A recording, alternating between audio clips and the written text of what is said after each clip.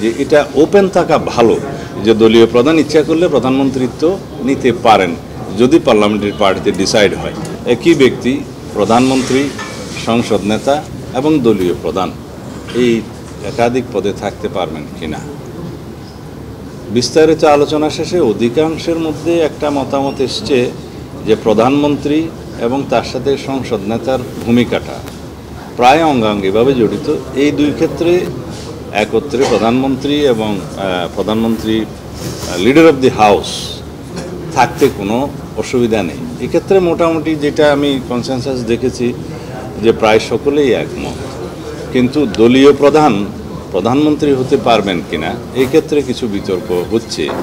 তা আমাদের দলের অবস্থান, আমরা যৌক্তিকভাবে লিখিত প্রস্তাবও আগে জমা দিয়েছিলাম আমাদের দলের পক্ষ থেকে, এবং প্রথম পর্ব এবং দ্বিতীয় পর্বের আলোচনাতেও আমরা সেই একই যুক্তিগুলো দিয়েছি।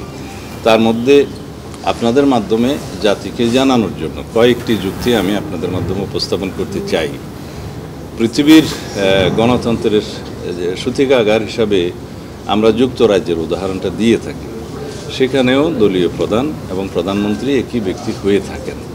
কয়েকটি দেশে মাঝে মধ্যে এটার ব্যতিক্রম হয়ে থাকে, তবে সেটা সংসদীয় দলে যারা সরকারি দলের যে পার্লামেন্টারি পার্টি হয় সেই পার্টি ডিসাইড করে যে পার্টি কাকে প্রধানমন্ত্রী হিসাবে সিলেক্ট করবে।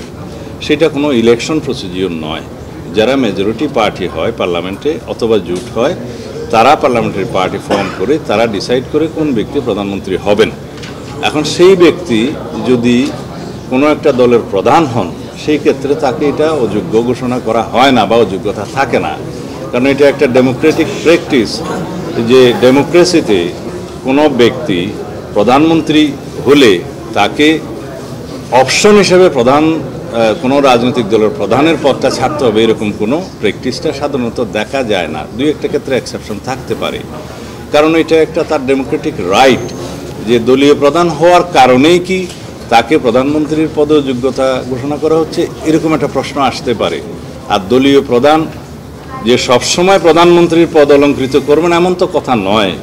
পার্লামেন্টারি পার্টিতে ডিসাইড হবেন কোন এমপি প্রধানমন্ত্রী হবেন, কিন্তু অপশনটা থাকা ভালো, তার ডেমোক্রেটিক রাইটটা যাতে ক্ষুণ্ণ না হয়।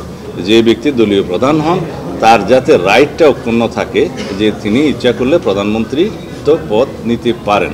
সেই জন্য আমরা বলেছি যে এটা ওপেন থাকা ভালো, যে দলীয় প্রধান ইচ্ছা করলে প্রধানমন্ত্রিত্ব নিতে পারেন যদি পার্লামেন্টারি পার্টিতে ডিসাইড হয়। আর যদি পার্লামেন্টারি পার্টিতে ডিসাইড হয় যে তাকে প্রধানমন্ত্রী করা হবে না, অন্য একজনকে করা হবে, সেইটা পার্লামেন্টারি পার্টির ডেমোক্রেটিক রাইট চর্চা, সেটা ওপেন রাখার ক্ষেত্রে আমরা আমাদের সাজেশন দিয়েছি। এবং পৃথিবীর বিভিন্ন দেশের উদাহরণ টেনে আমরা বলেছি যে যেহেতু দলীয় প্রধানমন্ত্রিত্ব হওয়ার ক্ষেত্রে কোনো যোগ্যতা হতে পারে না, সেই জন্য এই অপশনটা থাকা উচিত, তার ডেমোক্রেটিক রাইটটা অক্ষুণ্ণ থাকা উচিত যে দলীয় প্রধান ইচ্ছা করলে যদি পার্লামেন্টারি পার্টি ডিসাইড করে তিনি প্রধানমন্ত্রী হতে পারবেন। এইটা হচ্ছে আমাদের যুক্তি। তো সুতরাং এই ডিবেট হয়তো আরও কয়েকদিন আরও হয়তো বেশি চলতে পারে বা একদিন চলতে পারে। এটা আগামীকাল শুরু হবে, ওনারা যেটা বলেছেন যে আগামীকালকে এই ইস্যুটা দিয়ে শুরু করবেন। তো দেখা যাক, হয়তো আমরা বিশ্বাস করি যে এটা রিজনেবলি আমাদের দেশের প্র্যাকটিস অনুসারে, পৃথিবীর বিভিন্ন লার্জেস্ট ডেমোক্রেটিক যে সমস্ত কান্ট্রিজগুলো আছে সেটার প্র্যাকটিস অনুসারে এবং আমাদের দেশের বাস্তবতা অনুধাবন করে সেই বিষয়টা সবাই বিবেচনা করবেন বলে আমরা আশা করি আমরা একটা জায়গায় আসতে পারবো। এটা হচ্ছে আমাদের বক্তব্য আজকে এই দুই ইস্যুতে। এর বাইরে আমার কোনো বক্তব্য নাই। ধন্যবাদ।